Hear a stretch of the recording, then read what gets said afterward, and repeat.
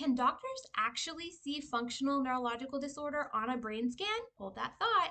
We're coming right back to it. Hey friends, it's Alyssa Black, and before we get into the science, I want you to know something important. Every single thing that I say in this video is backed by real scientific research, and I'm going to give you the full list of my references for free. There's a link in the description below with all 9 research papers that I used today, and they're not behind paywalls, so you can read them for yourself if you doubt anything that I say. I'm doing this because my mission is simple. I want to make real FND research accessible to normal people who are just trying to survive.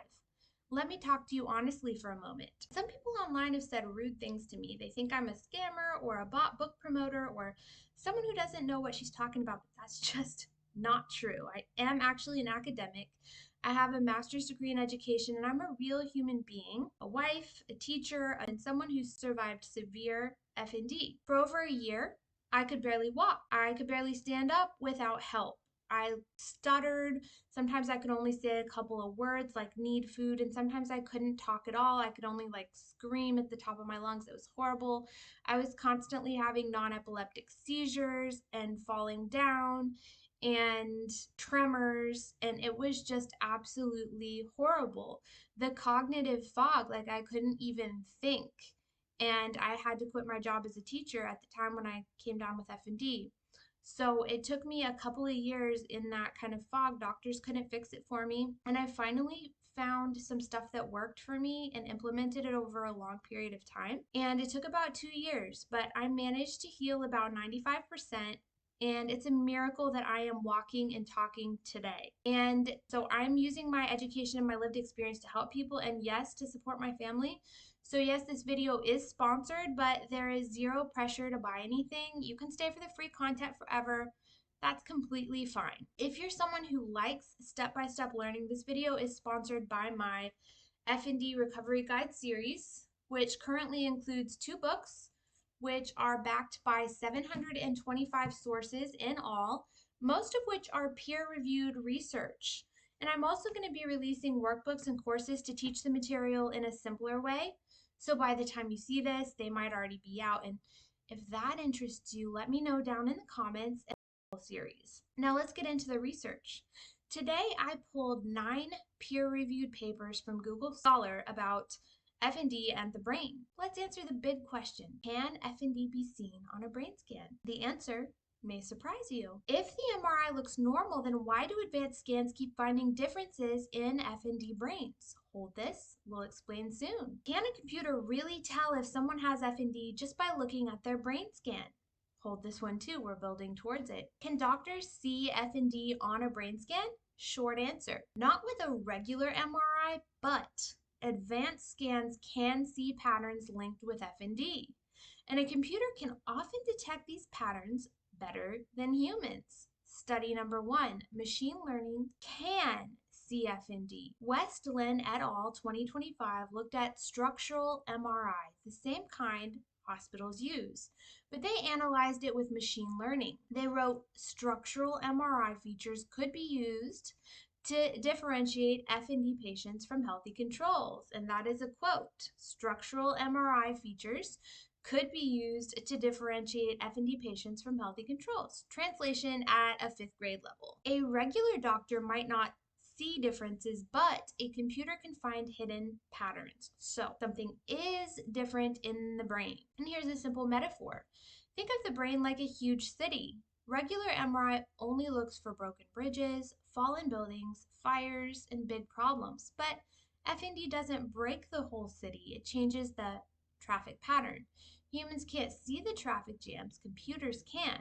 That's what machine learning does. So does that mean FND is structural? Hold it, we'll answer that soon. Study number 2. Functional MRI shows communication differences. And functional MRI, by the way, is different than structural MRI. Wegsrick et al. 2018 used resting state functional MRI. They found, and I quote, connectivity patterns involving the caudate, amygdala, and prefrontal regions differentiated FND patients from controls, end quote. Translation, even when resting, the teamwork inside an FND brain looks different. The communication is not the same. This shows FND is real and measurable. If MRI looks normal, why do advanced scans show differences? Simple. Regular MRI looks for damage. FND does not come from damage, so say a lot of researchers. FND comes from the brain sending mixed signals. The research says so. Mavroudis et al., 2024, and I quote, routine MRI appears normal, but advanced neuroimaging reveals network level dysfunction, end quote. Hallett, 2024, and I quote, FND is not a structural lesion, but a functional one, end quote. Your hardware is fine, your software is overwhelmed. That's FND. Now, there's some disagreement on this point. Personally, I had spots on my brain in my MRI, and other research I have read suggests structural changes in the brains of people with FND, but the whole hardware versus software metaphor is up for debate. And I think what it comes down to is that in any damage that does exist isn't easily detectable by the human eye on a regular MRI, but a functional MRI could show changes. If it's not damage, then what exactly is different in the FND brain? Let's find white matter pathways. Gneiniko et al. 2025 looked at the wires of the brain, white matter. They found, and I quote, reduced microstructural white matter integrity is associated with the severity of physical symptoms, end quote. Translation. The brain wires aren't broken, but messages may not travel smoothly. More symptoms equals more signal strain. Study number 4, brain signal stability. Schneider et al. 2024 looked at bold signal variability. They wrote, and I quote, bold signal variability may serve as a potential new biomarker, end quote. A biomarker is something you can measure, so FND brains show a different rhythm, a different beat, and it can be measured. Can a computer really tell if someone has FND? Yep. In research settings, yes. Westland 2025 proved it. Wegzurich 2018 supported it. This doesn't diagnose you yet, but it proves FND has a brain pattern. Not imagined, not faked, not just anxiety. Real. And I'm going to add on this point off the cuff that your neurologist, when you go to get diagnosed with FND, is probably not going to do a functional MRI on you. If they do an MRI, it's probably just going to be a regular structural one. And what you would expect is for that to come back clear if you did have FND. Because when they're doing a structural MRI before you visit the neurologist, what they're really looking for is to rule out other conditions that would show up as big lesions in the brain. They're looking for stroke and other things. And there are physical differences in the brains of people with FND, according to the research that I have read, but those structural differences would look a lot smaller and not so easily detectable by just a human who is reading the results without being trained. And you have to remember how far that research is improving and advancing. Like one of the studies that I just cited was written in 2025, and that's this year. And you have to remember doctors came through medical school like way back when, and research still hadn't probably advanced to this point.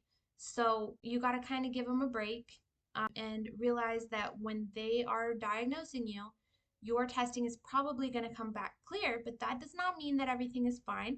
And I personally don't think that it means that there are no structural changes, because the research seems to show that there are structural changes. All right. So if scans can see FND, why aren't hospitals using them yet? Because new science takes time. The studies themselves say, Wegzurich et al. 2018, and I quote, further work is needed to translate these findings into clinical applications, end quote. Westland et al. 2025, quote, these results require replication in larger, more diverse samples, end quote. This is not about doubt, it's about safety and accuracy. Think of early MS research. It took decades before scans became routine. We're watching that process happen for FND right now. So if FND brains look different, does that mean you're stuck this way? Hold this. It's the most important question of all, the hopeful truth. Here's what all 9 studies agree on. There's no structural damage. I disagree with that. I think research does show that there's structural damage, but it is not easily read by the human eye on a regular MRI, if that makes sense. So I'm going to say I think there is structural damage, but it's not easily seen. The brain differences are functional, not permanent. Functional patterns can change. Functional patterns do change. The brain can rewire. Your brain is not broken. Your brain is confused, and confused brains can learn new patterns. This is why recovery is possible. Cliffhanger for tomorrow's video. So now that we know FND can be seen in advanced brain scans, the next question is even bigger. Can the brain rewire itself in FND, and what does the science say about the people who recover? That's tomorrow's video, so come back and see us. And I think it's important to talk about neuroplasticity. I talk about neuroplasticity in here, and it's a big part of how I was able to heal 95% from severe FND. The thing is, your brain is constantly rewiring itself, whether for good or for bad, through a process called neuroplasticity, and that's what we'll talk about in tomorrow's video.